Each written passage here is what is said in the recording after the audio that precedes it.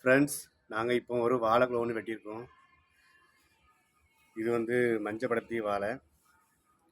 இது நல்லா டேஸ்ட்டாக இருக்கும்.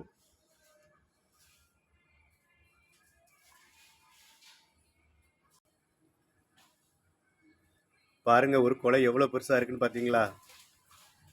இது நம்ம செயற்கை உரங்கள் எதுவுமே நாங்கள் போடுறதில்ல. இயற்கையான உரங்கள் தான். இந்த இலைத்தலைகளை மூட்டுக்கே நான் வந்து தோண்டி மக்கி வைப்பேன். வேற எதுவுமே நாங்கள் செயற்கை உரங்கள்னு எதுவுமே போடலை.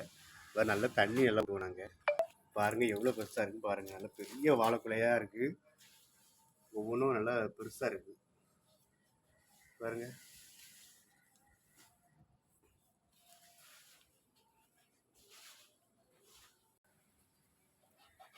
இனிமேல் நெக்ஸ்ட் வீக்கு அடுத்த வாழைக்குலையெல்லாம் வெட்டணும்.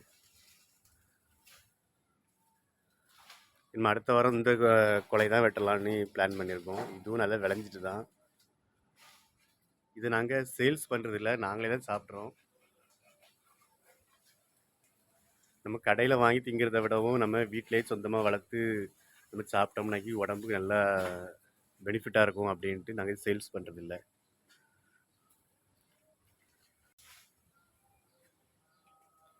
இது வந்து பச்சைப்படத்தி வாழை. இது ஃபஸ்ட்டு நம்ம வெட்டினது வந்து மஞ்சள் படத்தி, இது பச்சைப்படத்தி.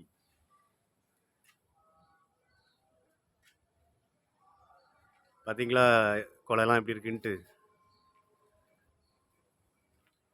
இதே மாதிரி கொஞ்சம் இடம் இருந்தாலுமே ஒரு இந்த மாதிரி நம்மளுக்கு தேவையான மரங்கள் ஏதாவது நம்ம நட்டு வச்சோம்னாக்கி கண்டிப்பாக ஒரு டைமில் வந்து நம்மளுக்கு பெனிஃபிட்டாக தான் இருக்கும்.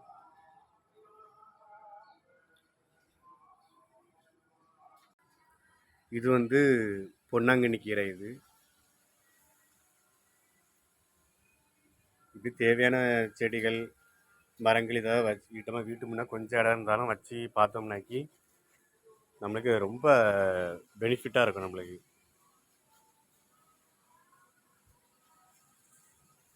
வீட்டுக்கும் நல்லா இனலாட்டு இருக்கும். அப்பப்போ நம்மளுக்கு நேச்சரான ஃபுட்டு ஃப்ரூட்ஸ் ஏதாவது கிடைக்கும். அதனால் நீங்களும் இதே மாதிரி உங்கள் வீட்டில் கொஞ்சம் இடம் இருந்தாலும் இப்படி ஏதாச்சும் பல மரங்கள் ஏதாச்சும் வச்சு எடுத்து நீங்களும் நல்லா பெனிஃபிட் எடுக்கணும் அப்படின்ட்டு நான் கேட்டுக்கிறேன். இந்த வீடியோ மூலமாட்டு இயற்கை எல்லாரும் நேசிங்க, இயற்கை வளர்க்க இன்றைக்குமே பாதுகாக்கணும் அப்படின்ட்டு நான் வந்து கேட்டுக்கிறேன்.